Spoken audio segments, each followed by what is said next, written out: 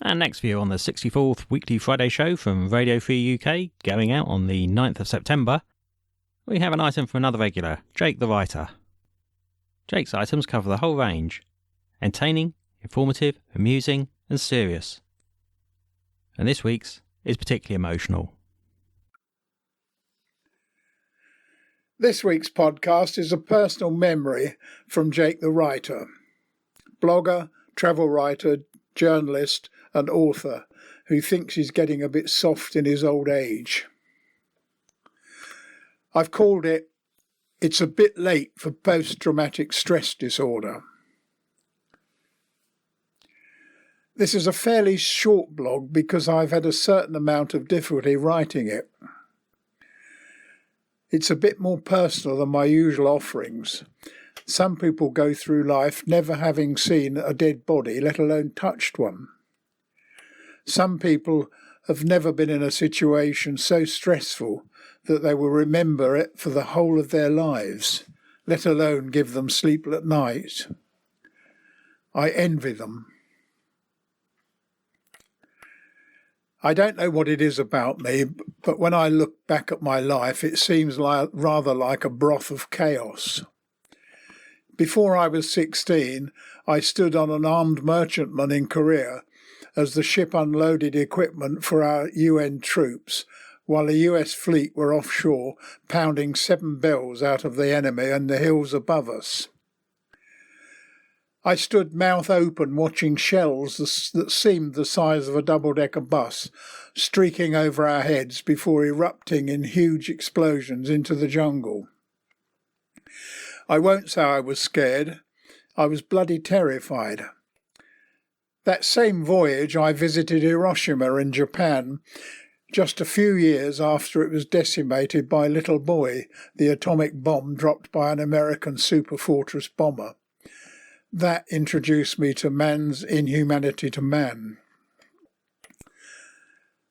Later on, I stood on the bridge of a frigate next to a shipmate. The ship rolled and a loaded Vari-flare pistol slid across the chart table and accidentally fired. The phosphorus-magnesium flare shot him in the stomach. We helplessly watched him die in agony. The nightmare continued when we had to relive it through several boards of inquiry. Another time I had to pull a close friend's body out of his crash glider. He'd been training for a stunt glider competition and failed to complete the performance. My life carried on unlike his. At one time I had to pick up a severed human head, and all I could think of was how heavy it was. On 2 separate occasions I've picked up a severed leg to remove it from the road. I just made ghoulish jokes to hide my horror. 50 years ago, in 1966, I went with my team to give what help we could to what is now known as the Aberfan disaster. We got there 2 days after the tragedy and relieved some of the exhausted rescuers in their hunt for survivors at the Pantglas Primary School, which had been totally engulfed by a coal slag heap that had towered over the town until it slipped down into the town. 85 children died in that school. In total, 144 people were killed in the town that horrendous day. 116 of those were children. There were no ghoulish jokes, just anger and blame being thrown around. I had a few sleepless nights after that catastrophe, but my life carried on. I seem to have developed a hard casing over the years that has helped me put these sorts of memories out of my mind. I hardly ever talk about them and normally seal them up in my not wanted on voyage bag, perhaps to be stored in our loft or somewhere equally out of sight and out of mind. Last week another tragedy occurred.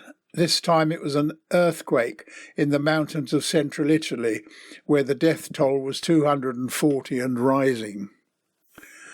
Modern communications being what they are, such scenes are becoming commonplace. Some man-made like Aleppo in Syria, and others natural disasters like this one, and we are possibly becoming inured to them. I was watching on TV at the rescue efforts continue in Amatrice, hoping to find survivors. Suddenly I was watching the footage as a 10-year-old girl was pulled alive from the rubble, and I stopped breathing for a moment. In my mind I saw the children's bodies in Aberfan, a little boy and a girl aged about 6 years old, holding hands even in death, trying to comfort each other. The deputy head teacher was also found dead. He was clutching 5 children in his arms as if he had been protecting them. I just burst into tears and began blubbing out of my memories of Aberfan, just saying the little boy and girl were holding hands.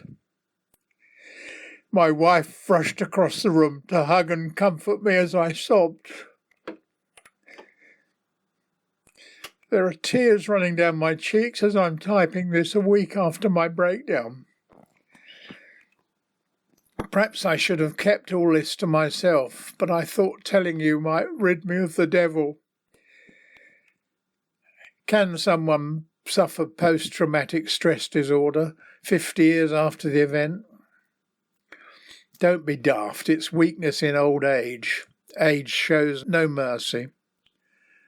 Thanks for listening. See you next week.